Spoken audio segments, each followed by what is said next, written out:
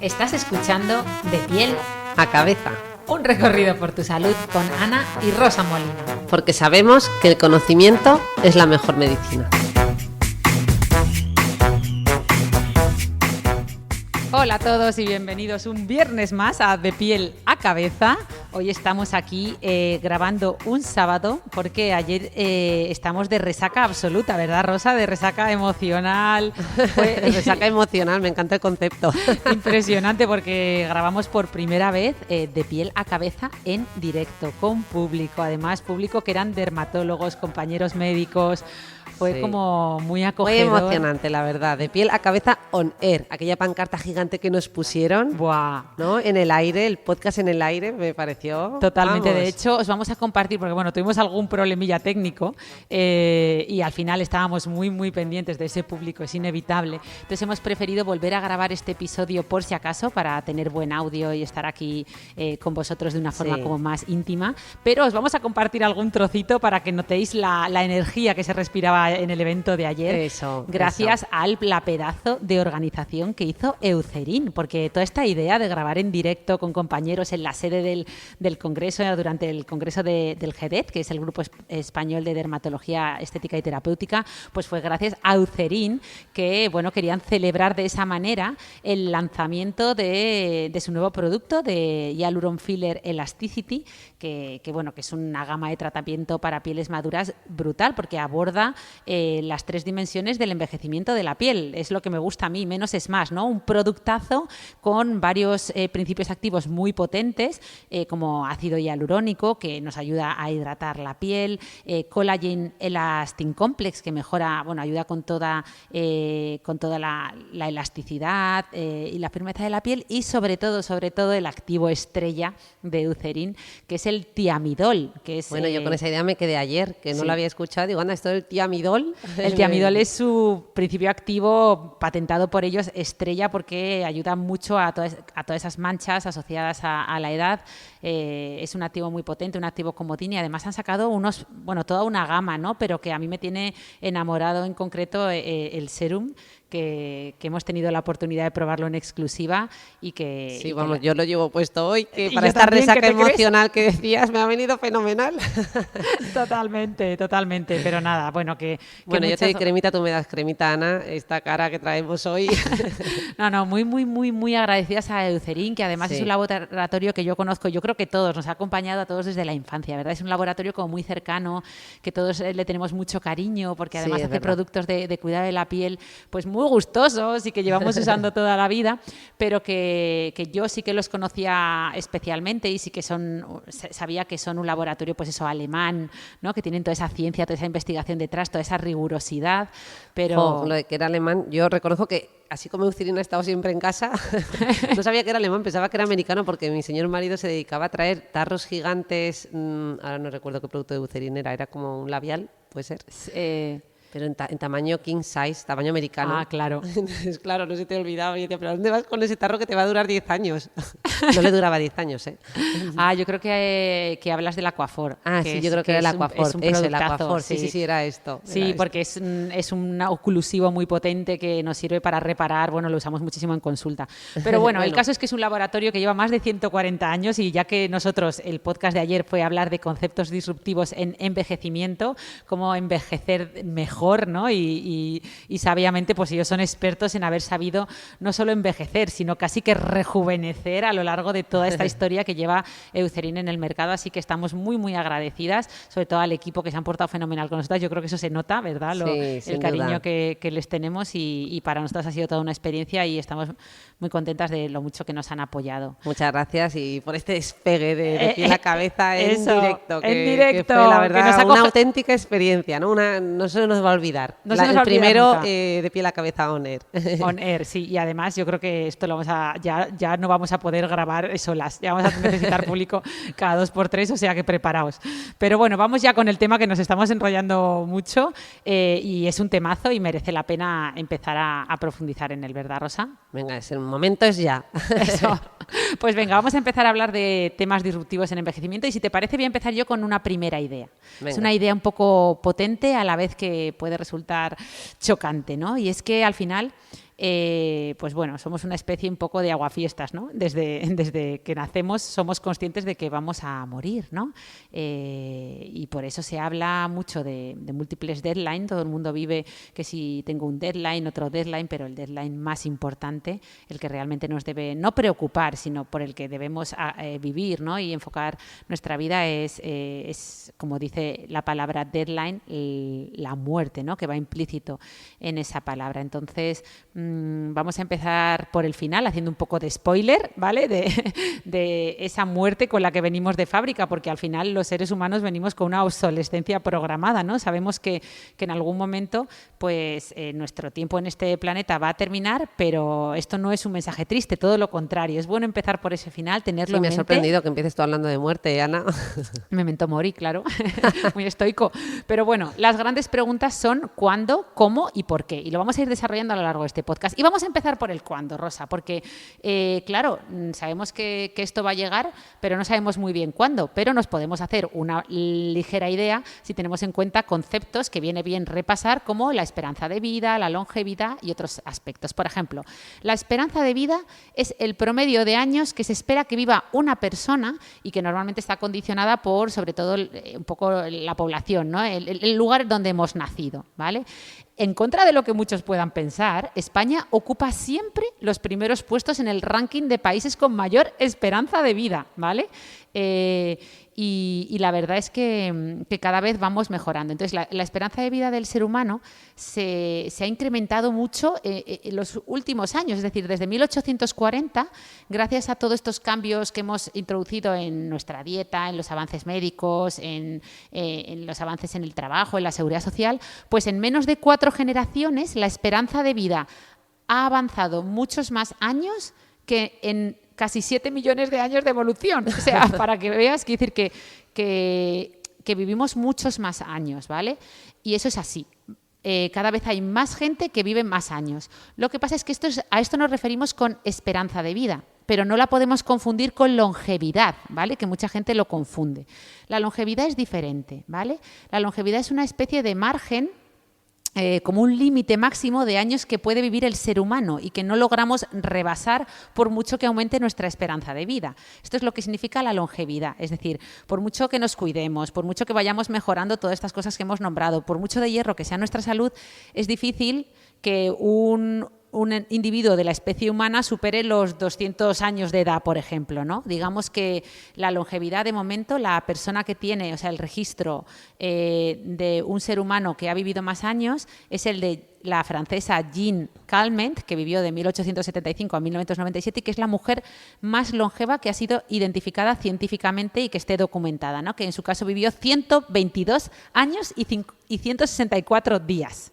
Oye, pero ¿vale? esto, Ana, como en la novela de José Saramago, Las intermitencias de la muerte, que nos recomendó ayer tu mi compañero Alfonso, dermatólogo, sí, ¿no? sí. Que ahí sí que viven más, ¿no? Claro, pero eso es ficción, eso es ficción. Claro, por eso esto luego ya hablaremos cuando hablemos del porqué de la muerte, ya hablaremos si realmente nos interesa ser inmortales o no, ¿vale? Pero sí que era importante que la gente entendiera esto de la longevidad, es decir, cada vez hay más individuos cuya esperanza de vida se acerca a edades más altas, a estos 120 años, por ejemplo, pero y por eso aumenta nuestra esperanza de vida, pero no aumenta la longevidad. La longevidad sigue estando pues en ese máximo, ¿no? En torno a 120, 122 años de vida. Pero bueno, ya que decías tú esto de la inmortalidad y nombrabas a Saramago, sí que hay seres vivos que sí que son inmortales. ¿Tú querrías ser inmortal? Uf. Esto yo llamaría aquí a un filósofo y me pondría a reflexionar con él. A ver, claro, yo o creo a una que no, medusa. posiblemente no. A veces hay que hablar con experiencia, ¿no? Un filósofo no es inmortal, pero hay medusas que sí que son inmortales. Entonces, si tienes que hablar con alguien que ha vivido la inmortalidad, mejor hablar con alguien que lo vive, ¿no? Y que te cuente su experiencia, porque hay medusas como la medusa Turritopsis nutricula. Oye, esto nos lo contó además Carlos López Otín. Sí, cenando. cenando, efectivamente, los premios En los Planeta. premios Planeta nos lo contó cenando. Que tiene su libro de Egoístas, Inmortales y Viajeras. Este libro está relacionado con el cáncer, pero luego él está haciendo investigación en la medusa inmortal. Efectivamente, es que es una medusa que realmente es inmortal. Es el único caso conocido de un animal, un ser vivo, capaz de volver a un estado de inmadurez una vez que ya se ha hecho mayor. Es decir, lo que hace es un proceso de transdiferenciación que se llama, y es que cuando ya se está haciendo mayor empieza como a volver a un estado de pólipo, como si nosotros, una vez que somos adultos y estamos envejecidos, volviéramos a un estado de cigoto y volviéramos a volver a nacer, como quien dice, ¿no? Y esto hacerlo de forma indefinida, o sea, biológicamente se puede considerar que es inmortal. Pero bueno, luego hay otros ejemplos de muchos animales como la ballena boreal, que vive casi 200 años, la langosta americana o la tortuga de las Galápagos, una de las tortugas que además pertenecía a Darwin, que se llamaba Harriet, que vivió 175 años. O sea, que sí que hay muchos animales que saben mucho de este tema de la longevidad. Y luego también hay no solo animales, ya que hablábamos de la medusa y que las medusas viven en el océano, hay zonas conocidas como océanos azules o zonas azules que están, pues bueno, todas las sabemos muy bien, hay un mapa por ahí donde podemos ver dónde están, son las zonas más longevas del mundo, como la isla japonesa de Okinawa, la isla de Cerdeña, ¿no?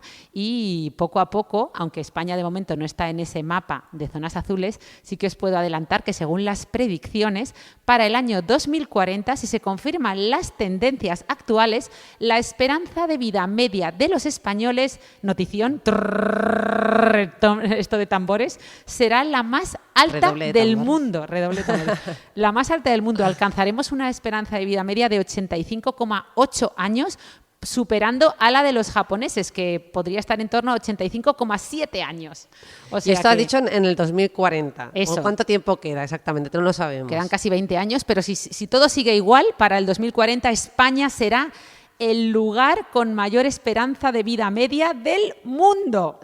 Para que luego digan que no se vive bien en España. Parezco la típica, ¿verdad? Sí, Cuñada. Sí. No, que muy bien. Sí, tú y yo nos vamos a ir ahora a comer pescadito aquí en Cádiz y tú sabes, vamos a ser parte de esas cifras. Pero bueno, Ana, yo te preguntaba por el tiempo, porque has hablado de longevidad, has hablado de calidad, hay esperanza de vida, ¿no? Sí. Y yo creo que hay que hablar de tiempo, ¿no? O sea, que es el tiempo, quién marca ese tiempo, ¿no? Porque, claro, el tiempo puede ser... y no me refiero al tiempo de Cádiz, ojo, que aquí hace un tiempo estupendo, y no como en Madrid, que salí de allí congelada con abrigo, jersey, chaqueta y doble chaqueta, y luego llegué aquí y me tuve que poner manga corta.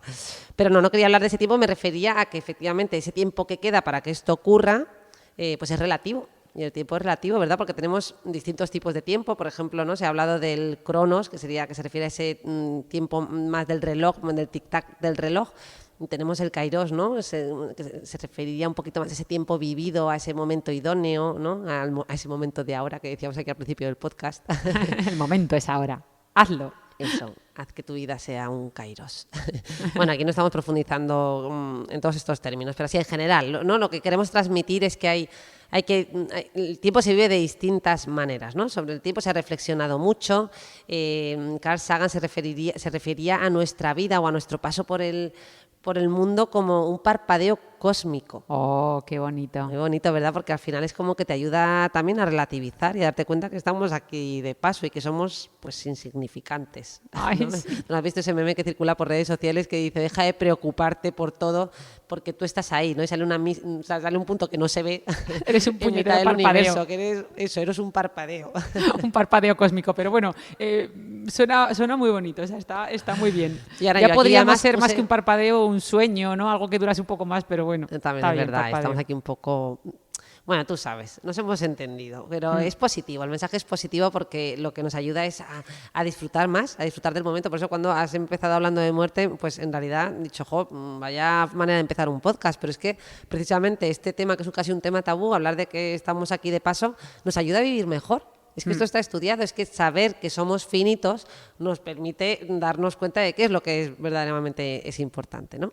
Pero bueno, volviendo al tiempo, Ana, yo además ponía ayer una imagen como de un agujero negro y yo decía, bueno, esto es lo que dice la gente así, pues poeta y tal, y yo digo, y yo así más de a pie, yo digo, pero para mí es que el tiempo en algunos aspectos es como un agujero negro. O sea, tú cuando piensas en algo que hace que tu tiempo se esfume y que desaparezca y tal, ¿tú en qué piensas? Yo en el móvil. en el O sea, móvil, efectivamente. Que Yo por cierto, inicialmente he llamado a las zonas azules, océanos azules, que no se llaman océanos azules, se llaman zonas azules, pero lo que sí que a los móviles les llaman los infinity pool, porque son Anda. como te echas en una piscina que nunca tiene fin. O sea, entras ahí a navegar, o sea, a Claro, nadar es que son un agujero negro porque en realidad tú puedes estar ahí haciendo scroll infinitamente. Tendríamos que vivir varias vidas para consumir todo el contenido, bueno, no del móvil, sino en general, ¿no? Que está disponible en red, ¿no? O sea, te pones a buscar y eso es infinito. Podría estar allí y no podríamos, ¿no? Ni siquiera que el día tuviera 33 horas, que no nos vendría nada mal, por cierto, pues no tendríamos tiempo de consumir lo que hay ahí. Y además que, Ana, las redes sociales actualmente además compiten por nuestra atención, compiten por nuestro tiempo. O sea, un día me dediqué a buscar artículos que dijeran a ver cuáles eran las redes sociales que más consumía la población, ¿no? Además comparando unos países con otros, y lo que me quedó muy claro es eso, que la mayor competencia es tenernos allí mucho tiempo, el máximo posible, esa es la mayor competencia, ¿verdad? Y bueno, hablando de agujeros negros, Ana, yo en realidad más que en la tecnología pensé en mis hijos. Yo siempre digo, yo sé cuándo salgo de casa y no sé cuándo voy a llegar. Ahí sí que el tiempo se esfuma. La verdad que a mí la maternidad sí me ha venido a cambiar mi concepción del tiempo. Se acabó la eficacia, la productividad. como que no, si tú, yo no sé cómo lo haces, vamos, te da tiempo a todo. No, yo era de las que estudiaba 17 minutos. Decía, ahora voy a estudiar 17 minutos, luego voy a hacer 34 minutos de deporte y luego se lo llevaba al minuto y realmente cumplía. O sea, eso es que y ahora me entra la risa, claro. Y ahora pasan 4 horas y vamos, no he empezado ni a pensar en que voy a hacer deporte, ¿no? Bueno, no, deporte lo cumplo, el deporte lo cumplo, aunque sea un poquito. Pero bueno, que me voy por los cerros de Úbeda, Ana. Seguimos con el concepto del tiempo porque en salud mental además es algo con lo que trabajamos. Fíjate que pues en personas que vemos que vienen a nuestras consultas, vemos cómo el tiempo fluye de distinta manera según estés, por ejemplo, en una fase depresiva, ¿no? Hay gente que te dice, es que cuando está muy mal, dice, es que el tiempo para mí pasa lentísimo. El día se me hace larguísimo y estoy deseando que llegue la noche para acostarme y que esto acabe. Sin embargo, cuando una persona está en una fase de hipomanía o de manía, que es ese estado, ¿no?, que conocemos, que es una de las fases que puede aparecer en el trastorno bipolar, en el que nos encontramos eufóricos, acelerados, con fuga de ideas, todo pasa rápido, dormimos poco, no necesitamos dormir, todo nos parece poco porque tenemos un montón de planes y de proyectos y vamos aceleradísimos, ahí el tiempo fluye muy rápido. Fíjate que además duermen poco y sin embargo les parece que les faltan muchas horas al día de todo lo que quieren hacer, ¿verdad? Bueno, el tiempo también puede estar además congelado. ¿Sabes en qué tipo de cuadros aparece esta vivencia de tiempo congelado? En el trabajo. En el también podría ser, efectivamente. En el trauma, ¿no? Cuando una persona ha tenido una experiencia traumática, ese tiempo ha quedado como congelado. ¡Ah, qué buena esa! Tú fíjate que, ¿no?, cuando Sí, en realidad las además, memorias, cada vez que tú recuerdas algo del pasado, en realidad no somos fieles a nuestras memorias. Eso se va reactualizando. Cada vez que lo rememoramos, lo estamos alterando y modificando, con lo cual la memoria inicial pues termina desvirtuándose un poquito, ¿no? La sesgamos. Eso lo cuenta muy bien Héctor Ruiz en el libro Cómo ¿Sí? aprendemos, ya sé, es un biólogo especializado en aprendizaje y efectivamente. Anda. Y también es muy curioso cómo tendemos a recordar mejor los hechos traumáticos. O sea, es algo Claro, que... y eso, ese ya no se modifica tanto porque queda congelado, nos ha impactado tanto que se ha quedado como una fotografía, ¿verdad? Una fotografía que por desgracia a veces vuelve y vuelve a nuestra cabeza y nos atormenta, ¿no? Es el impacto tan Totalmente, importante que tienen en las personas que han sufrido trauma, ¿no? Luego también hay esta frase que, bueno, no es que sea muy científica, pero bueno, que es bonito, ¿no? También cómo se describe los síntomas depresivos y los síntomas de ansiedad respecto al tiempo, ¿no? Dicen, la ansiedad es un exceso de futuro o la depresión es un exceso de pasado.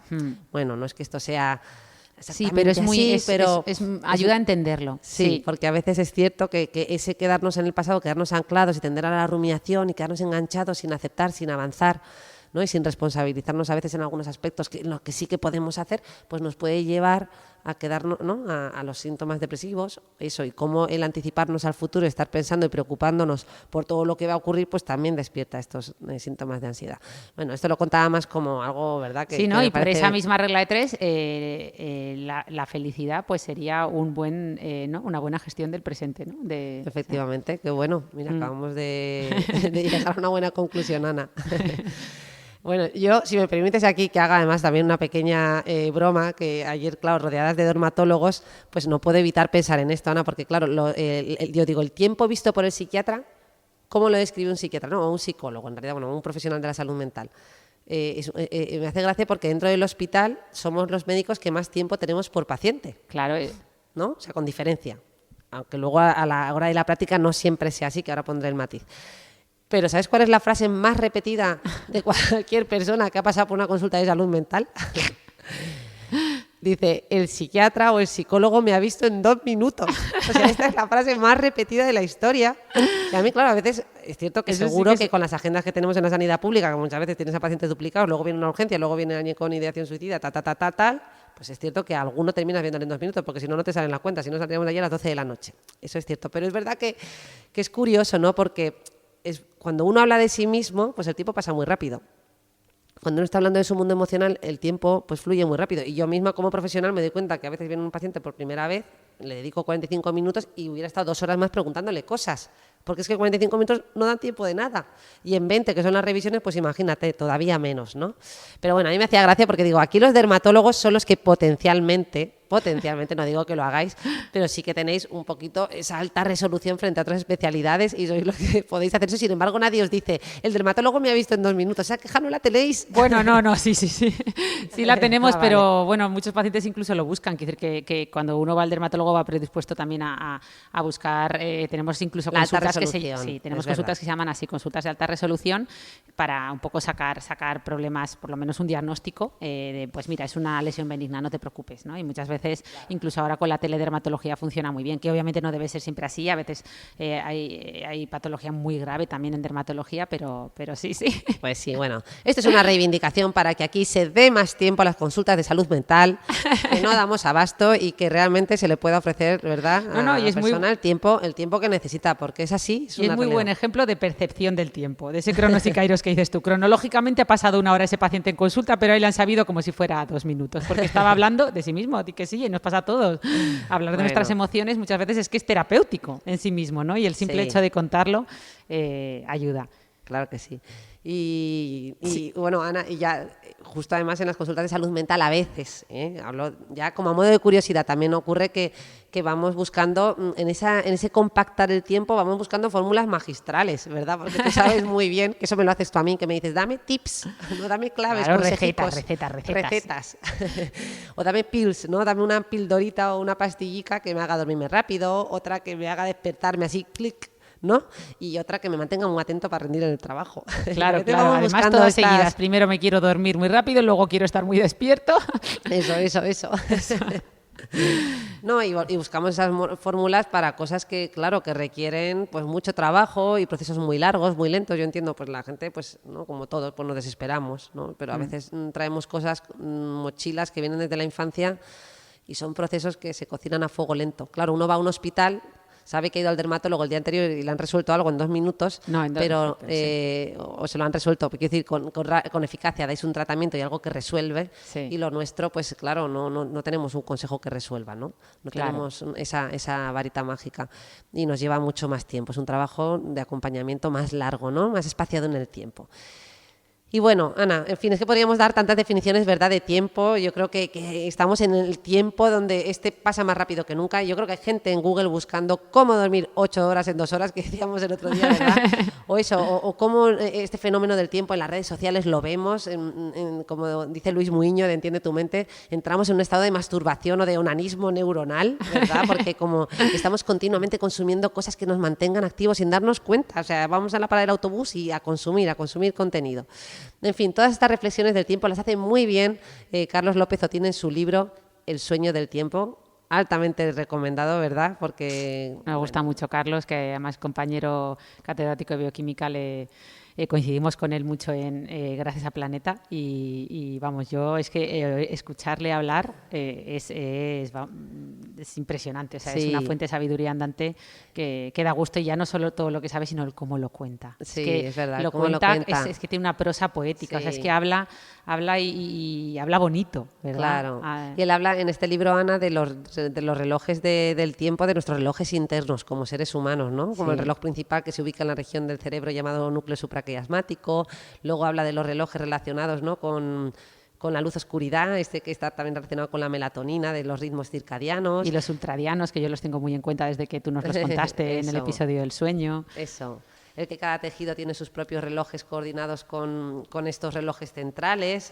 Luego está, pues eso, el reloj telomérico, ¿no?, que está relacionado con estos extremos de los cromosomas, el reloj epigenético, en fin.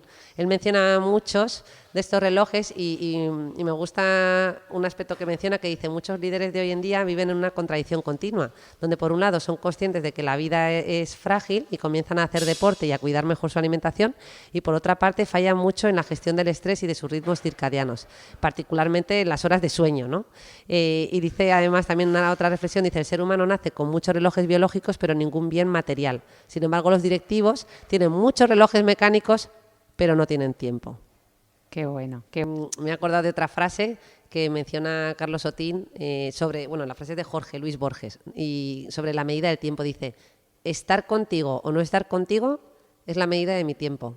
¡Buah, qué bonito! Me parece una forma muy bonita, ¿verdad?, de definir pues esta vivencia del tiempo. Qué importantes somos los unos para los otros, ¿verdad? Que al final son las relaciones humanas las que definen ese tiempo. Totalmente. Además, comenzábamos, ya que has hecho esta reflexión tan bonita, pues volvemos un poco a esas reflexiones del inicio, ¿no? Que al final esa finitud que tenemos, pues la intentamos responder en cuanto a cómo, o sea, a cuándo, perdón, a cómo y a por qué, ¿no? Y en el cómo es curioso cómo esta aproximación a saber que tenemos ese final va acompañada de un deterioro de nuestras capacidades físicas y mentales, ¿no? Entonces muchos se hacen esa pregunta y es una pregunta recurrente a lo largo de la historia de, vale, morirse vale, lo puedo entender y no sé si me gustaría ser inmortal, ¿no?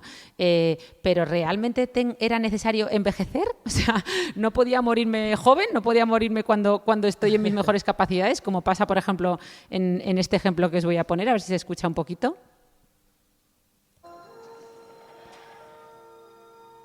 Más o menos la misma edad. Nos hemos encontrado en el medio. Estaba pensando que nada es para siempre.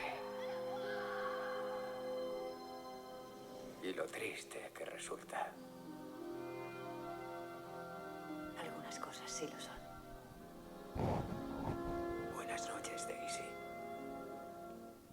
Bueno, es un extracto del curioso caso de Benjamin Button, la película que todos habéis visto, ¿verdad? Que para los pocos que no la hayan visto os la recomendamos y es, pues es una persona que nace siendo pues en un estado senescente, ¿no? Y conforme pasan los años, pues se va haciendo cada vez más joven, ¿no? En vez de cumplir años y que eso vaya acompañado de un deterioro físico, pues en su caso es al revés, ¿no? Y muchos se hacen esta pregunta y dice, ¿por qué? O sea, ¿por qué no podría ser así siempre, ¿no? Pues al final también aquí hay dos conceptos que tenemos que aclarar, ¿vale? Sobre todo separar envejecimiento de senescencia. Al final, cuando hablamos de envejecimiento, de lo que realmente estamos hablando es de senescencia, ¿vale? Envejecimiento se refiere más al simple hecho de acumular años, pero nosotros no nos morimos de viejos o de haber envejecido, nos morimos de senescencia, que es ese proceso de deterioro general que se va dando con la edad, ¿no? Ese aumento de susceptibilidad a padecer enfermedades, a que vayan apareciendo diferentes alteraciones según vamos cumpliendo años, ¿no? Digamos que nuestro cuerpo va perdiendo esa capacidad de repararse y bueno, aunque en verdad asociamos este deterioro a la famosa tercera edad, que ahora ya se habla de cuarta edad también, pero técnicamente este deterioro en verdad comienza mucho antes, ¿no? Comienza muchas veces desde que somos niños, ¿no? O incluso después de la pubertad, dicen algunos. Y bueno, ya hemos visto que esto... no todos los animales envejecen. Ya hemos visto como esa medusa que no envejece sino que rejuvenece, retornando a su estado de pólipo. También está la hidra, un animal invertebrado que está formado por apenas unos centímetros de longitud, pero que está formado por células madre en continua renovación, ¿no? O la rata topolampiña, cuyas posibilidades de morir tras alcanzar la madurez sexual no solo son mínimas, sino que van disminuyendo. O sea, que es curioso, ¿no? Analizar esto. Sí, pero bueno, yo cuando mencionan la medusa, yo pienso, pero las medusas no tienen cerebro. Ah, pues por eso será. Porque como no tienen que pensar en que son inmortales... Ellos no rumían, no se neurotizan. Claro, como nosotros, que es una sociedad neurótica. Tú imagínate un Homo sapiens inmortal, la que puede liar. Bueno, Saramago ya hizo una buena reflexión sobre ello, pero... Bueno, Ana, también lo que intentamos es no envejecer o intentamos que no pase el tiempo. De hecho, ahí se han creado síndromes, ¿no? Como el síndrome de Dorian Gray, el de Blancanieves, el de Peter Pan. Es verdad, Ojo, que estos síndromes no están codificados como trastornos en los manuales de salud mental, ¿eh? Que luego dicen, ya no paran de inventar. Cuando sale algún síndrome de estos, digo, oye, que esto no está codificado como un trastorno, ¿eh? Pero bueno, describen fenómenos sociales que vemos en nuestro día a día. El síndrome de Dorian Gray, que está basado en la novela El retrato de Dorian Gray de Oscar Wilde, denota un fenómeno social y cultural, ¿no? En el que hay una preocupación excesiva hacia la apariencia de sí mismo, ¿no? En el que nos preocupamos excesivamente sobre nuestro aspecto físico. De hecho, esto se acerca y se ha descrito también en paralelo a este trastorno que hemos mencionado aquí, a la dismorfofobia, ¿no? Cuando sobre un defecto real o que no existe, o un efecto real pero mínimo, o algo que no existe, distorsionamos la realidad, le ponemos el foco excesivamente en ese defecto hasta el punto que, bueno, pues que nos resta calidad de vida porque pasamos tiempo desproporcionado dedicado a esto, ¿no? Así que el síndrome de Dorian Gray se refiere un poco a esto y a la dificultad que tenemos para ajustarnos a ese proceso de envejecimiento y que al final va acompañado de una serie de fenómenos de madurez, ¿no? Por los que tenemos que pasar. También el síndrome de Blancanieves, que por cierto, a lo mejor no se le tenía que haber llamado Blancanieves porque no se refiere a ella, se refiere a la madrastra, ¿no? Hace referencia a la distorsión de la imagen que una mujer tiene de sí misma con respecto a cómo ha ido perdiendo sus cualidades bueno, a algo que anhela como bello, ¿no? Que está relacionado con la juventud, como esa época en la que, ¿no?, se veía mejor y siente una envidia hacia las personas atractivas, a las personas jóvenes, ¿no? Qué bueno. Y viene un poquito a reflejar lo mismo. O el síndrome de Peter Pan, que no es exactamente lo mismo. En realidad el síndrome de Peter Pan va más en línea con lo que tiene que ver con nuestro mundo emocional, ¿no? Viene a describir rasgos caracterizados por una gran inmadurez emocional en la edad adulta, en la que, bueno, pues es como si hubiera un desfase cronológico con el mundo emocional.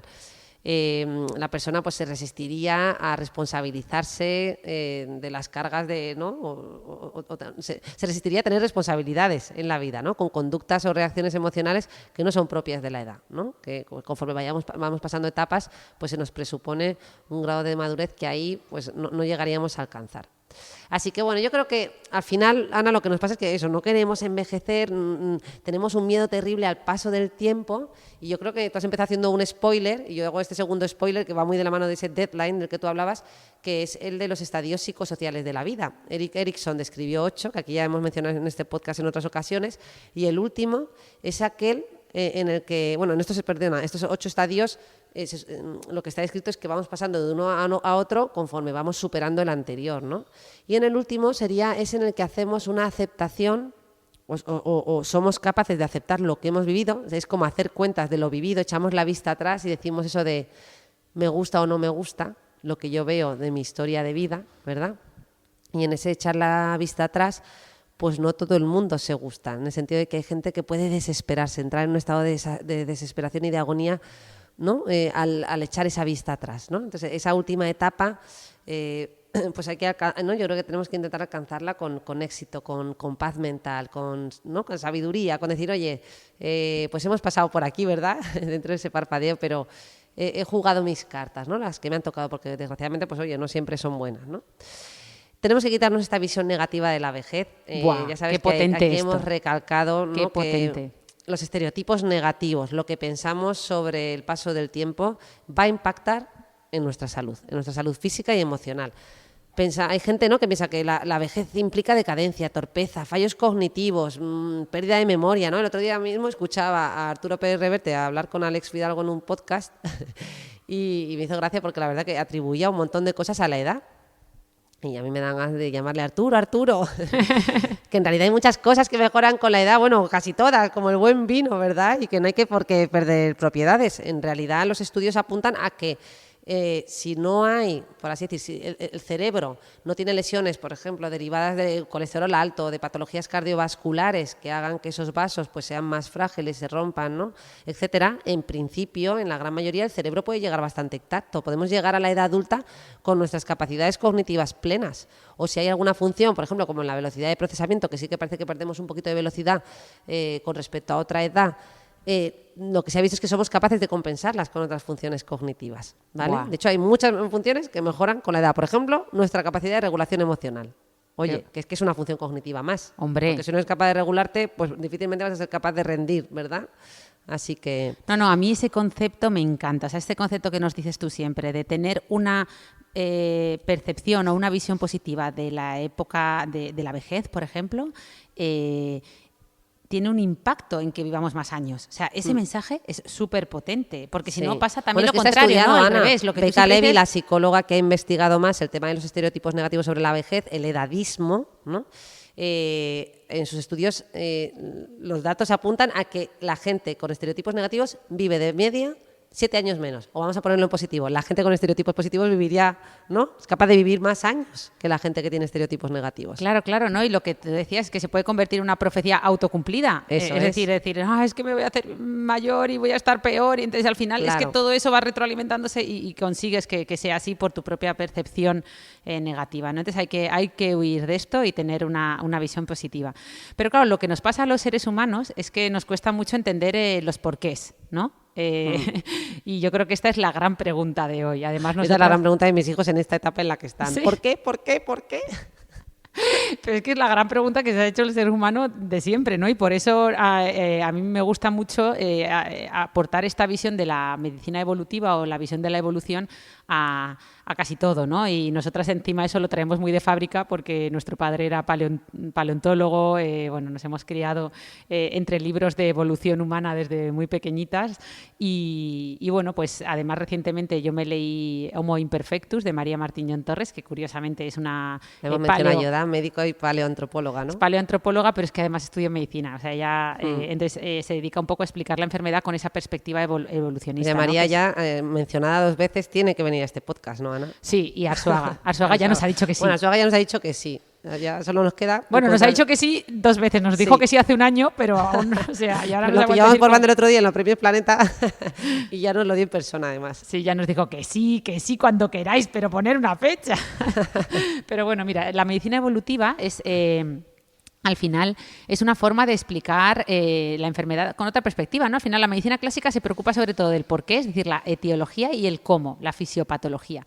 Pero la medicina evolutiva plantea mucho el por qué, ¿no? Y trata de dilucidar esos motivos por los cuales persisten rasgos o cuadros que nos hacen, en principio, pues más susceptibles a ciertos peligros, ¿no? Esto lo explica María Martiñón Torres muy bien en su libro. Entonces, te estás preguntando por qué estos ruiditos. Sí, te veo despistada. Es que estamos aquí en el restaurante del hotel y aunque nos están cuidando mucho, pues de vez en cuando va a haber ruidos que se van a colar, no pasa nada, forma parte de la evolución de este podcast. Pero bueno, digamos que a lo largo de la historia se han dado muchas teorías de por qué nos morimos, ¿no? Entonces, una de las primeras fue la que fue la teoría de la muerte programada, que la desarrolló el biólogo darwinista August Weismann en 1881 y él un poco decía que el sentido de la muerte es un poco para eliminar a los individuos que comienzan a ser inútiles para el grupo. Atención a la criba que se marca aquí el hombre.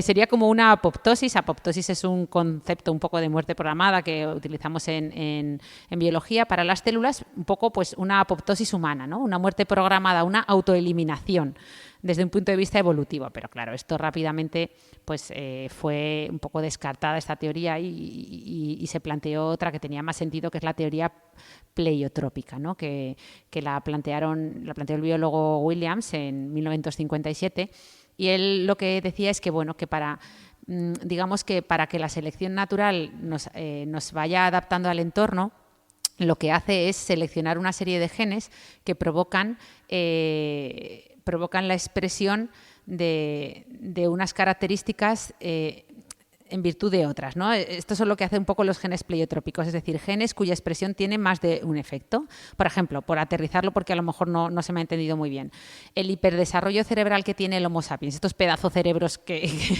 hemos ido construyendo a lo largo de la evolución, es un cerebro enorme, ¿no? Que ocupa mucho espacio y que necesita mucha energía. Para eso, estos mismos genes pleiotrópicos se han encargado de asegurarle un sistema de irrigación vascular muy denso, muy sofisticado, ¿no? Pero que también es muy delicado, es muy proclive al fallo, ¿vale?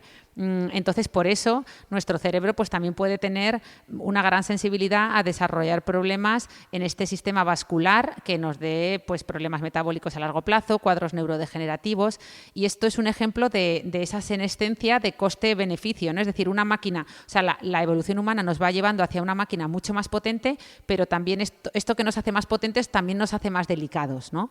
Entonces, esto es la teoría pleiotrópica, que también es muy interesante, pero ya la última teoría que plantea María Martiñón en su libro y que a mí es la que más me gusta es la teoría conocida como la teoría de la abuela de James O'Connell y Kristen Hawkes, que básicamente lo que reflexiona es, bueno, pues por qué los seres humanos, por qué el Homo sapiens cuenta con una población que directamente ya no está implicada en la reproducción y, sin embargo, sigue ahí, ¿no? Por decirlo desde un punto de vista, pues esto que hablábamos de la obsolescencia programada. Cuando hablamos de la vida útil de un objeto, nos referimos al tiempo que sirve para cumplir correctamente con la función para la cual así ha sido creado, ¿no? Pues en este caso se supone que el Homo sapiens, pues su actividad principal o para lo que es creado es la actividad reproductora, ¿no? Pero justo parece que la historia humana está llena de aparentes paradojas, porque al final los Homo sapiens, en contraste con los primates, ¿no? Como gorilas o chimpancés, ellos, en cuanto termina su actividad reproductora, pues rápidamente el tiempo que viven después de haber cumplido con esa reproducción es mínimo, mientras que nosotros, el Homo sapiens, pues ya hemos hablado de esperanzas de vida medias de más de 85 años, ¿no? Entonces, digamos que nuestra... Que yo me estoy acordando, te estoy oyendo hablar con toda esta teoría de María Martiñón, ¿no? Como el sentido evolutivo, y a mí me viene todo el rato la imagen esta que creaste tú para redes sociales, que pones todos los monigotes típicos de la evolución, ¿no? Desde el mono hasta el ser humano, pero el último que pones es un ser humano con los labios recarchutados, súper hinchados. El Homo hialuronicus. El Homo hialuronicus. Claro, es que hay gente que, o sea, están las teorías de... el ser humano viene a desafiar su propia evolución. Claro, a ver, está la medicina evolutiva, están las teorías evolutivas, está Darwin, están todos los biólogos y luego ya está la gente que se toma la evolución por su cuenta y dice, yo me tomo la evolución por mi cuenta y aquí a desarrollar unos labios enormes y ya está, o sea, nada. No, esa imagen es impactante, tenemos que ponerla. Hemos bajado de los árboles para poder volver a tocar los árboles con los labios. No, es broma. Bueno, al final nuestra especie, volviendo a esta teoría que ya termino, digamos que nuestra especie ha aumentado su longevidad precisamente aumentando periodos de la vida en la que no somos reproductivos. Entonces puedes decir, bueno, pero ¿esto qué sentido tiene? Pues tiene el sentido del solapamiento de generaciones, que esto es muy bonito. Es decir, no hay que pensar en nuestros mayores como una carga, sino como parte de nuestra riqueza biológica y cultural, ¿no? Porque al final son un depositario vivo de conocimiento esencial para la supervivencia, porque son todas estas personas que están en esa tercera edad, entre comillas, que ya te digo que ahora se habla de cuarta y quinta edad, nos ayudan a cuidar de los nietos, a educar a los más pequeños. Ay, esos abuelos. Ay, esos abuelos. ¿De cuántas nos sacan? Claro, en esta vida de conciliación familiar. Claro, y al final, y no solo eso, sino que, al final son la memoria viva de generaciones, es decir, el Homo sapiens necesita ese solapamiento generacional para aprender unos de otros. Esto se llama, por un lado, cuidado aloparental, pero también se habla de eusocialidad, es decir, todo esto, por eso yo siempre digo lo de que en realidad no deberíamos llamarnos Homo sapiens, sino que nos deberíamos llamar Homo docens, porque lo que somos es seres súper docentes, que nos enseñamos los unos a los otros y, como decía Newton, si he llegado más lejos es porque estoy apoyado sobre hombros de gigantes, ¿no? Y todo esa transmisión del conocimiento, esos relatos, ¿no? Esas fábulas, que también este tema también de, ¿cómo era? Del cotilleo. Claro, eso lo dice mucho Hariri, claro, al final... De la cultura, pero a veces también del cotilleo. Claro, entonces ese cuidado no es solo de los abuelos a los nietos, es un poco de esa sociedad, ese superorganismo que generamos como sociedad, que nos cuidamos unos a otros, los más mayores cuidan a los más pequeños, mientras que los que están en edad fértil están ocupados de reproducirse, y todo eso pues es lo que hace que el Homo sapiens vaya adaptándose mejor al entorno, porque ya no se adapta, o sea, no es un concepto evolutivo individual, sino colectivo. Claro, ¿sabes? O sea, es como un superorganismo. Esas sociedades que formamos, y ya lo hemos hablado muchas veces, es lo social lo que realmente nos hace humanos. Qué bueno. Oye, y escuchándote sobre la frase de Newton, de todos modos, Ana, yo pensaba, pero a ver, Newton caería en las mismas trampas mentales que caemos todos. Vamos a humanizarlo un poco, ¿verdad? Que ahora es que ya la gente que se hace famosa, pues la gente les conoce porque ya no sabemos toda su vida. Pero sí, a Newton lo tenemos ahí mitificado, de ese señor. Cae en las mismas trampas. Y te digo, por mencionar una trampa, ya que estamos hablando de envejecimiento y que me ha venido así como una idea random, es el tema de cómo a través de cosas nuevas hacemos viejas otras, ¿no? Y esto aplica, a ver si me explico, esto aplica a muchos otros aspectos de nuestra vida. Y estoy hablando en concreto del efecto Diderot, ¿no? Que describió un filósofo en el siglo XVIII, un filósofo francés llamado Diderot, que se dio cuenta que al adquirir un nuevo albornoz, pues eso trajo de la mano otro número pues totalmente irrelevante de gastos que no le hacían falta, pero que se debía a la propia disonancia que le generaba al tener un albornoz tan nuevo que de repente no pegaba con el resto de cosas, ¿no? Que tenía. Pues esto nos ha pasado a todos, ¿no? Con comprarte unas deportivas nuevas y luego dices, ostras, pero ahora ya me tengo que comprar una camiseta y unas mallas más fashion para ponerme a correr, No. ¿verdad? Ya de repente te vas generando necesidades que antes no tenías. El máximo exponente del ejemplo de Diderot es Apple. O sea, una vez que tú entras en el universo de Apple, eso se lo cuenta muy bien Ángel Martín en un monólogo, olvídate. Ya todos tus aparatos electrónicos de tu casa han de ser sustituidos por otros de Apple porque ya nada funciona. O sea, ya. Y os lo decimos de esto por experiencia. Pero Oye, sí, yo pensaba que ibas a hablar de adaptación hedónica cuando has empezado, pero no, sí, efecto Diderot, muy bien. Sí. No, pues sí, también, ¿no? Pero hay adaptación hedónica, ¿no? Efectivamente, cuando adquirimos lo nuevo, total, que al final lo que venimos a decir es que lo viejo, lo nuevo, pues que también es relativo. Al final nuestros pensamientos, los estereotipos que tenemos, nos vamos generando pues trampas que es importante que detectemos, y más en la sociedad en la que vivimos actualmente. Y bueno, a mí me viene esta idea a la cabeza de... Cuando digo trampas mentales, el trabajarnos, el ser capaz de detectar estos pensamientos, estas creencias a veces que son irracionales en otros aspectos de nuestras vidas, que nuestro cerebro, cada vez que trabajamos todo esto y reflexionamos, pues va adquiriendo más conexiones cerebrales, ¿verdad? Se hace más neuroplástico. Ya sabemos que además la falta de esas arrugas y de esos repliegues, ¿verdad?, que hemos contado alguna vez, pues ese cerebro, por ejemplo, liso, la lisencefalia, o veas en los trastornos o en los cuadros neurodegenerativos donde se pierde la profundidad de estos surcos, la falta de repliegues y de conexiones se asocia a menores capacidades. Por tanto, vamos ahí a generar más repliegues, ¿verdad? A base de retarnos, de ser creativos, de innovar, de pensar diferente, liminal, de aprender. Pensamiento lateral, Eso es. aprender otros campos totalmente. Nuestros escuchantes lo saben muy bien, que en este podcast somos muy de tener arrugas cerebrales. Eso es. Vale, pues sí. Y hablando de arrugas, que esas arrugas cerebrales son muy importantes, no se ven, se intuyen, se perciben a través de una conversación, por ejemplo, ¿no? Pero las arrugas de la piel se ven, ¿no? Y por eso el envejecimiento de la piel nos importa tanto. Al final, pues, por ejemplo, en la actualidad sabemos que una persona a partir de 65 años aún le queda un 25% de su vida por vivir, ¿no? Entonces, cada vez es más importante cómo van a vivirse esos años, ¿no? Que nos quedan, tanto un punto de vista social como de salud, como estéticamente hablando, ¿no?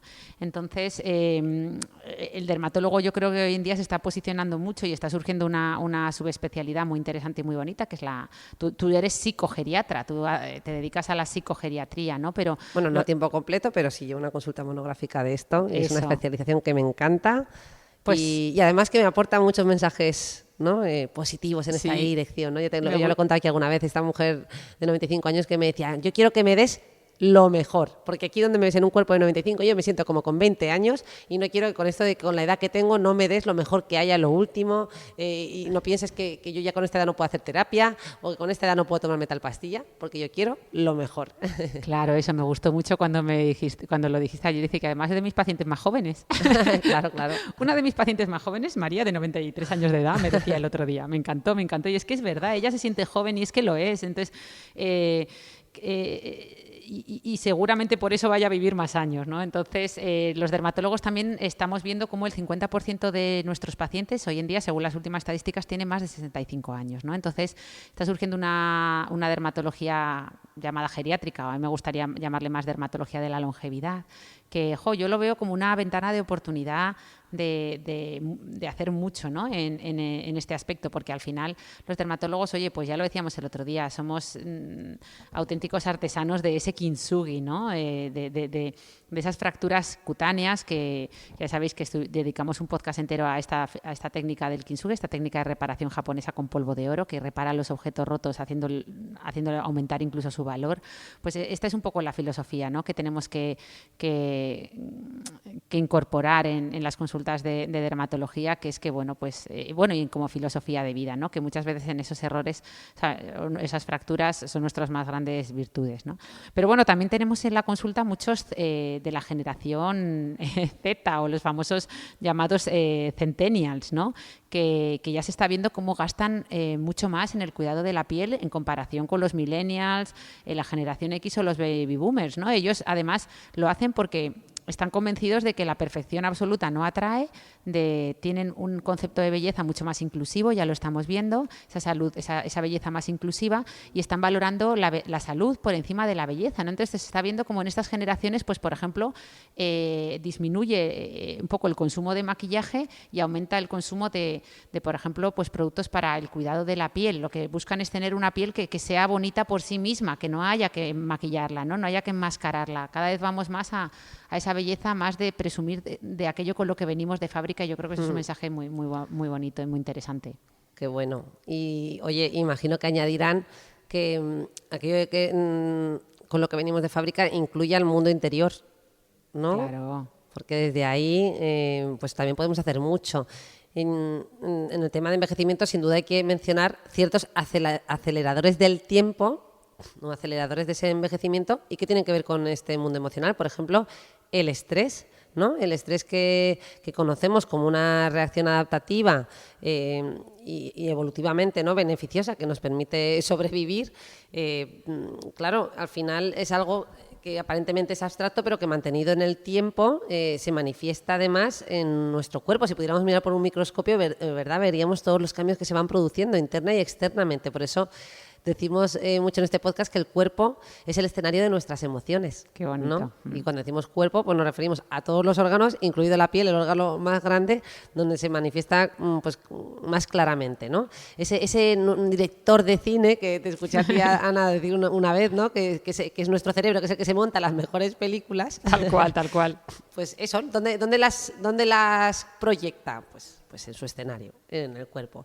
Decía Montaigne que mi vida estuvo llena de grandes desgracias, la mayoría de las cuales nunca sucedieron. Me encanta ¿Montaigne o recordar Mark esta Twain? frase. Porque yo lo he leído a Mark Twain. Pues bueno, pues yo ya no sé, porque esto ya sabes que lo de la frase es como busques en Google.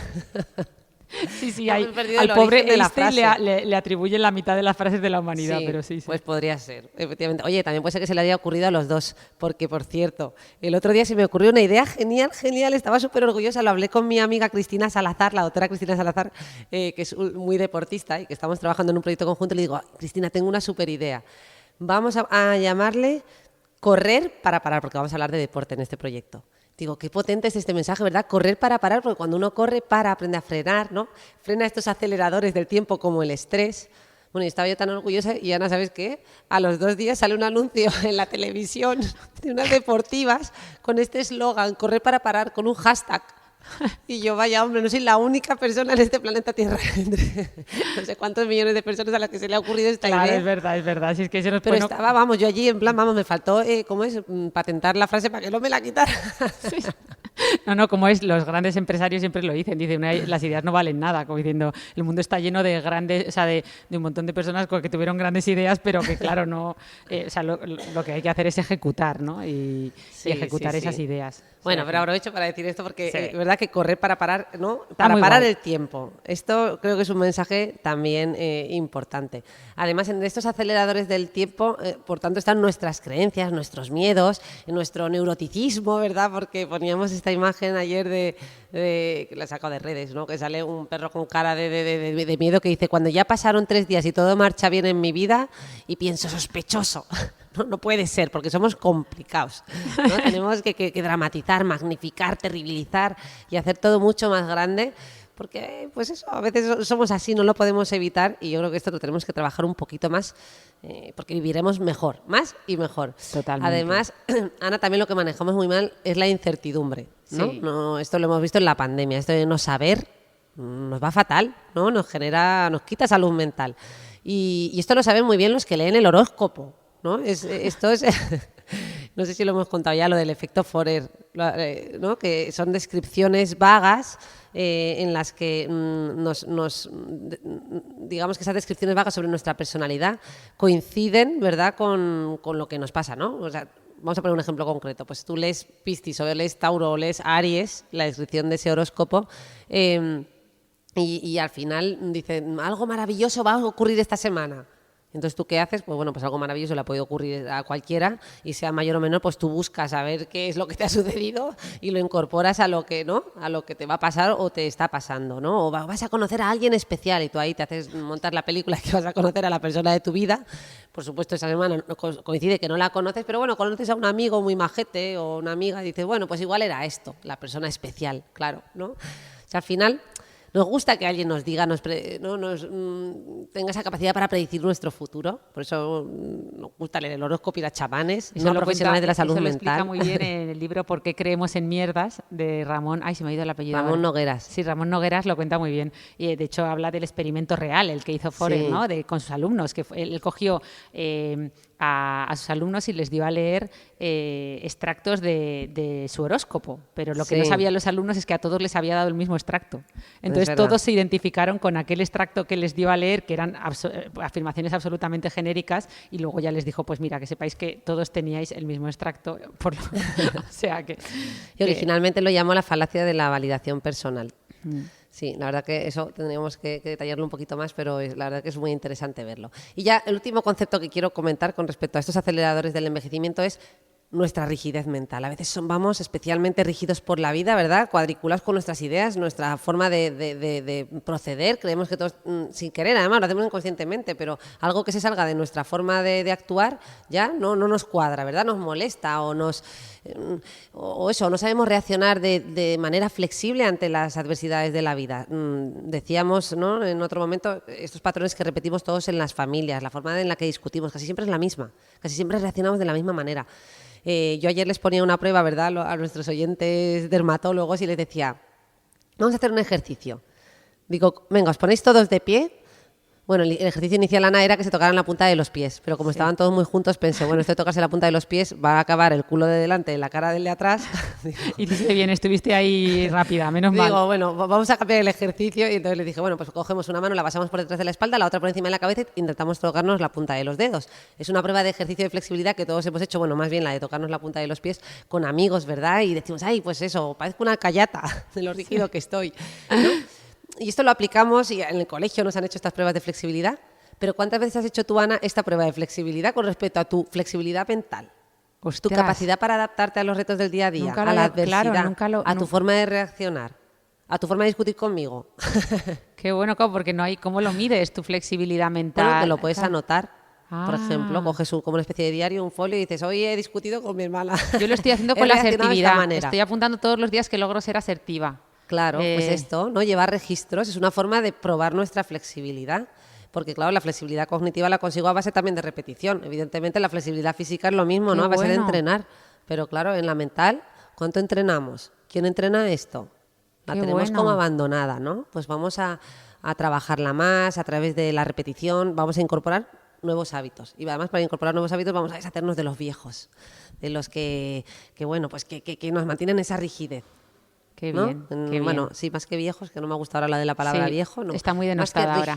eso, pues nuestros patrones rígidos. Yo creo que tenemos que crear esa, ¿no?, esta palabra de creatividad que has dicho tú, que lo tenemos que intentar aplicar en nuestro día a día. Ser creativo es ser flexible, pero también con nuestro mundo emocional. No, pero ahí ayuda mucho lo que tú dices, el registro. Es verdad que yo, que siempre he luchado contra mi procrastinación, he intentado incorporar hábitos y no ha habido nada que me funcionase hasta que he empezado a apuntarlos. Entonces, en Google Calendar, en muchos colorcitos, cada hábito tiene su color. El hábito del deporte es verde, porque es como verde esperanza, que es el que más me cuesta. Entonces, Claro. entonces todos los días, hoy es el deporte día 1 y lo pones, y el hecho de todos los días registrar asertividad día 2, yoga voy por el 4, no sé, ¿sabes? Los grandes hábitos que quiero implementar, a mí es la primera vez que me está funcionando y llevo ya 2 o 3 meses, y además ver todo tu calendario lleno de colores, que eso parece un arco iris, te va motivando. Claro que sí.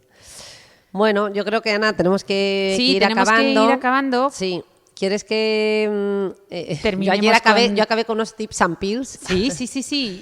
Y tú acabas con tips and feels y yo voy a acabar con algunas reflexiones del futuro, que aquí en el GEDET, en la reunión del Grupo Español de Dermatología Terapéutica y Estética, se ha hablado mucho de envejecimiento, un poco hablando todo lo que se nos viene en el futuro en cuanto a temas más científicos, y voy a intentar contaros alguna cosita muy rápida y con eso también terminamos. Vale. Pues, Ana, empiezo yo, porque además, hemos dicho que no se decían anglicismos, pero tips, de consejillos, claves que nos piden siempre y de pills, que ya lo hemos mencionado, ¿no? Píldoras, pastillitas, bueno, pues van a ser píldoras de conocimiento.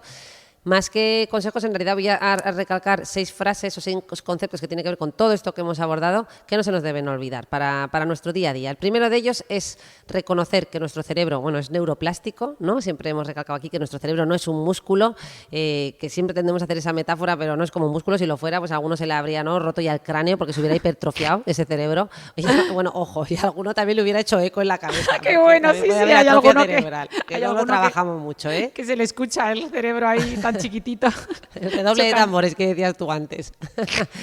Bueno, nuestro cerebro, por tanto, es neuroplástico, es capaz de adaptarse, de hacer nuevas conexiones.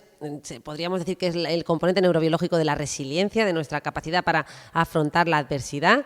Decirnos este mensaje: el ser humano lo que más le caracteriza es eso, ¿no? En la pandemia, lo mencionamos en otro podcast recientemente, teníamos esta visión derrotista de todo va a ser terrible después de esta pandemia, va a haber un montón de estrés postraumático, un montón de trastornos mentales. Y, hombre, a ver, la pandemia ha impactado, pero lo que nos ha caracterizado, como en los estudios que se hicieron en el 11S, fue nuestra capacidad de resiliencia. No me repito porque ya lo hemos mencionado en otro podcast. Me voy a por el punto 2. Punto 2 es cuidarse, ¿verdad? Mimarnos un poquito, dedicarnos tiempo. Eso implica también dejar ese cerebro en modo pausa en algún momento, ¿verdad? Retirarnos de esos ladrones de tiempo, como puedan ser la tecnología. Nuestro cerebro necesita pausa, ¿no? Tiempo muerto, que no esté continuamente recibiendo impulsos. Y trabajar nuestra autoestima, en definitiva. Ojo, Ana, sin pasarnos, ¿eh? Que como decía el meme que puse ayer, dice: estuve aprendiendo a amarme y ya no sé qué hacer con tanto ego y narcisismo. Claro, es que ahí... Todo en su justa medida y en equilibrio, ¿no? Eso. Somos seres sociales, también lo hemos mencionado mucho por aquí. Al final dependemos de un otro. Necesitamos mínimo otro que nos haya mirado, tocado, ¿verdad? Y ayudado a desarrollarnos para que nuestro cerebro se desarrolle. Y somos cerebros-mente, o sea, nuestra mente emerge de al menos la interacción de 2 cerebros. Lo social es fundamental, como en el estudio, el Harvard Study sobre la felicidad. Lo que más felicidad nos proporciona es esas relaciones sociales de calidad. Me voy a los últimos tips. Saber priorizar, establecer estos hábitos que hemos dicho, incorporar estos hábitos saludables, ponernos pequeños retos muy pequeñitos y repetirlos en el día a día. Recordar que nuestro mejor producto de inversión es nuestra salud. No le deis tantas vueltas a ver dónde invierto este dinero para que me sea productivo, para que no. Pues es que la seda dental es una de las mejores inversiones, ¿no? Esto está estudiado, en libros de economía lo mencionan. Y tú, cuando tengas 70, 80 o 90 años, posiblemente, ¿por qué pagarías mucho dinero? ¿Qué es aquel producto que tú dirías: por esto yo daría, ¿no?, todos mis ahorros? Pues por la salud. Sí, salud física y por tu eso salud mental. lo cuentan mucho en el libro Ricard Rumelt, un libro que se llama Good Strategy, Bad Strategy, y habla de lo que es una buena estrategia vital y en laboral y de todo, y hablaba que muchas veces la mejor estrategia es poner el foco en una herramienta clave que tenga un efecto catalizador o un efecto en todo lo demás. Y yo creo que muchas veces, yo por ejemplo, mi objetivo para este año fue ese. Dije, en vez de centrarme en muchos objetivos y muchas cosas, voy a centrarme en hacer deporte de forma consistente y alimentarme bien, ¿no? Comer, Sí. Y esas dos, implementar esos 2 hábitos de forma potente y consistente pueden tener un impacto, un catalizador, puede ser un catalizador tan brutal de todo lo demás que llevas. Y creo que, mira, este concepto no estoy segura al 100%, pero me suena que Natalia de Santiago, en su libro Invierte en ti, o en el segundo libro que ha sacado otro libro, ¿verdad? Invierte con menos, es el Invierte otro. Con menos. No, Invierte con menos, yo me lo he leído y es más enfocado a productos ya de inversión. Pues me suena que ella también menciona esto.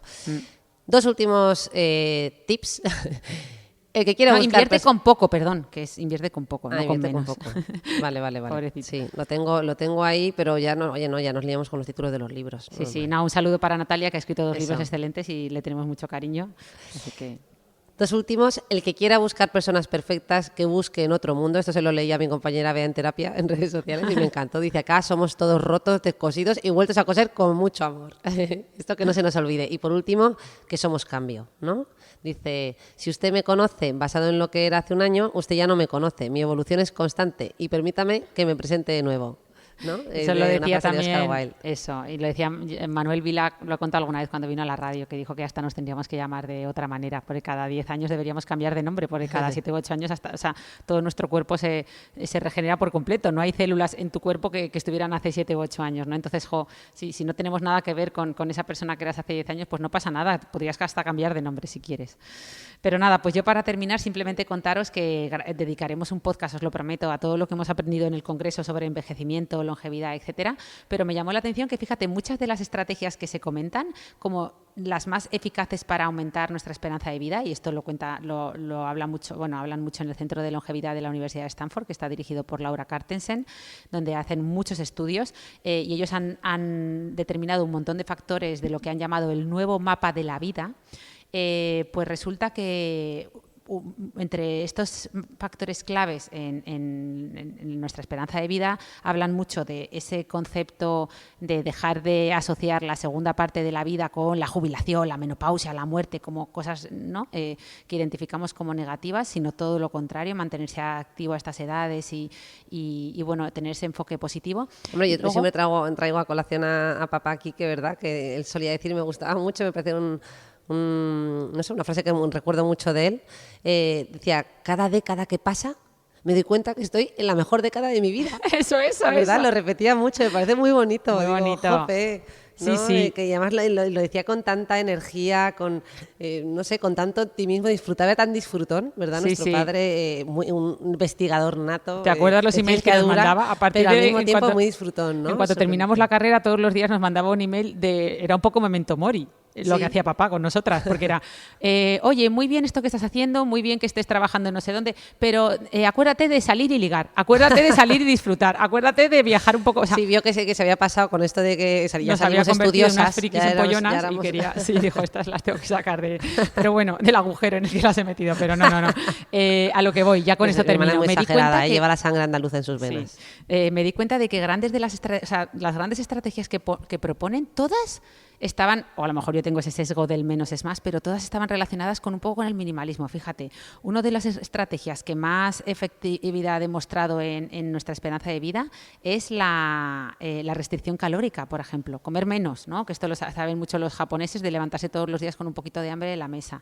Pero es que había muchas más, lo que tú decías de las relaciones sociales, priorizar calidad por encima de cantidad. Todo, o sea, en general, ya hablaremos de ello bien, pero lo mismo con el cuidado de la piel, vamos hacia rutinas minimalistas, lo que se conoce como skinmalismo, perdón, y un montón de cosas más que yo creo que esta época de excesiva abundancia, de infoxicación, de obesidad de la información y de todos los aspectos de la vida, vamos hacia el menos.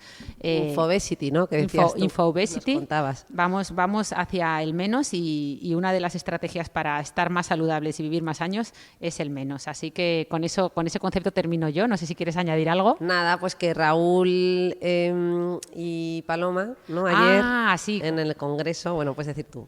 Es verdad, es que claro, ayer como grabamos en directo, al final del Congreso tuvimos unos voluntarios que, ya que estábamos rodeados de dermatólogos, aprovechamos para que alguno subiera y ya que teníamos a gente que sabe un montón sobre envejecimiento, teníamos a grandes gurús de la dermatología estética, de la medicina anti-aging, que ahora se llama well aging, pero ya que teníamos a compañeros tan potentes, pues quisimos que alguno subiera al escenario con nosotras y esa parte sí que la vamos a compartir ahora, ¿vale? Ahora, si os quedáis, en cuanto termine la sintonía, os vamos a compartir algunos trocitos para que podáis vivir con nosotras la energía que se vivió ayer en el evento en directo y sobre todo que podáis escuchar a nuestros compañeros dermatólogos, que su información fue muy valiosa, ¿verdad?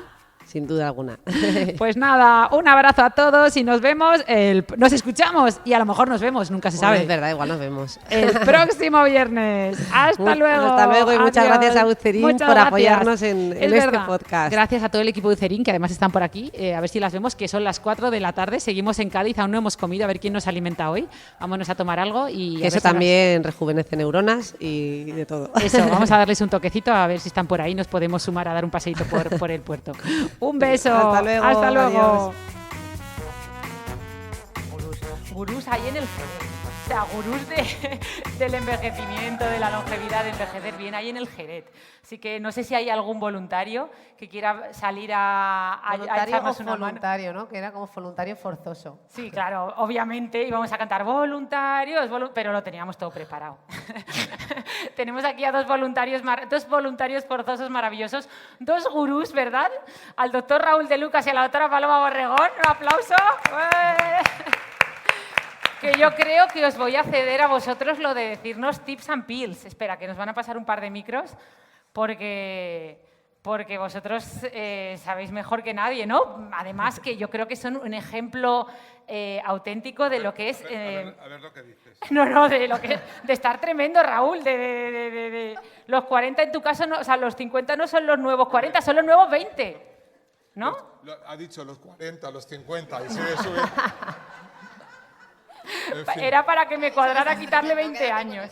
Estás tremendo. He dicho que estás tremendo, tú quédate con eso, que es la realidad. Contadnos vuestros tips and pills para estar así de bien. O sea, a mí me habéis traído aquí para dar un testimonio, ¿no? Bueno, o sea, yo, fíjate, esto está súper preparado, ¿eh? Porque nosotros aquí, para ser espontáneos, Súper preparado. lo que hacemos es ensayar.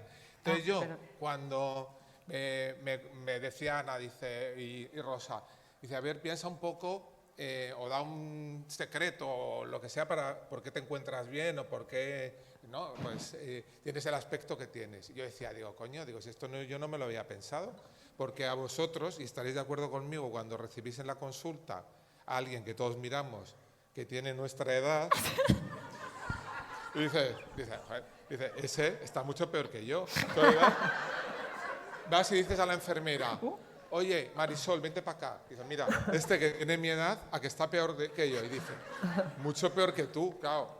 Hay un factor... que no Hay un se factor nos que no has olvida, contado. es que yo la pago a la enfermera, ¿no? Entonces podía decir, yo a partir de ahora voy a utilizar lo de las arrugas cerebrales. Claro. O sea, yo me quiero arrugar mucho. Claro. Además que tú tienes muchas arrugas cerebrales. Ana. Bueno, el caso es que no puedo dar ningún consejo, porque yo creo que nuestra perfección muchas veces es, desgraciadamente, mucho mejor de la que yo creo que nos ven en realidad, ¿no? Ay, ¿sabes que eso se llama... Eso tiene un nombre? Sí, pibonexia. Cuando te crees más bueno de lo que estás. Claro. O sea, yo que nos ahora pasa a todos. Resulta que estoy arrugado que te cagas y encima tengo pibonexia. Me voy de aquí cojonudo. Tal cual. Pero bueno, pibonexia efectivamente tenemos un poco todos. Yo creo que esto que ha dicho, o sea... Bueno, pero tú la tienes con razón. Sí, con una razón. A ver. Que tú ves a los demás y yo veo a los de mi edad y digo, ostras, es que estos no me gustan, son muy mayores para mí. Claro, me gustan los de 20, pero de 30. Bueno, pero claro, no me doy cuenta que yo tengo la edad que tengo, claro. Y es verdad, es que tú te ves al espejo y te ves maravilloso. Claro, menos mal que los 50 son los nuevos 30. O sea, Claro. que yo entro ahí en el... Claro. Pero esto de la pibonexia, que es un trastorno, ¿existe realmente? O sea, ¿tenemos pibonexia o qué tenemos? Yo O sea, ya veo que ¿tenemos ya aquí una contáis, o sea, psiquiatra? no añadéis trastornos, los culpables sois vosotros, nos critican porque no hacemos más que llenar el manual de los trastornos psiquiátricos de trastornos y ahora os inventáis uno aquí, ala, porque No, sí. en verdad esto ni es un trastorno Aparte que yo no porque... me siento ni identificada con esto que estáis contando, me estáis dejando alucinada. ¿Cómo que no? ¿Quién tiene pibonexia? ¿Quién se cree más bueno? ¿Quién se cree que está más bueno de lo que realmente está? Mira. Mira, el único honesto y de El verdad único Adolfo. honesto. Yo iba a decir, esto no es un trastorno porque es algo completamente normal en la población. Cuando algo le pasa a todos no puede ser una enfermedad. Pero aquí no se han atrevido o van a tener que ir a tu consulta, que no andan bien de O autoestima. no se han identificado, no me comentéis. Bueno, Pues y la claro. doctora Borregón, no sé si nos puede dar algún tip. Yo cuando me propusieron salir, me dice, te digo lo que te voy a preguntar, digo, mira, casi ni me lo preguntes, porque con vosotras no se sabe lo que puede pasar aquí encima del escenario, así que es mejor así improvisar y no pensarte nada.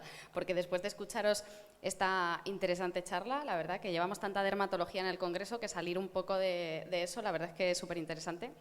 Y yo ya me voy, no sé si deprimirme, al principio me he empezado deprimiendo de que no vamos a morir, de que todo ese momento va a llegar y bueno, luego lo habéis ido levantando. Es un mensaje positivo. Es un mensaje positivo, efectivamente. Entonces yo creo que precisamente si una de las cosas, y no voy a hablar de dermatología porque estamos llenos de dermatólogos, yo creo que si una de las cosas son más importantes para envejecer bien es pensar que vas a envejecer bien, o sea, es ser positivo y sobre todo querer verse bien, ¿no? Estamos rodeados de gente que viene a nuestra consulta muchas veces y y nos dice, sí, yo ya para qué voy a presumir, ¿no? Yo creo que ese es uno de los errores que tenemos, que a veces asumimos que cumplir años es normal y es normal estar mal porque estás cumpliendo años, ¿no? Entonces ahí está un poco nuestra labor y yo creo que eso es una de las cosas más importantes.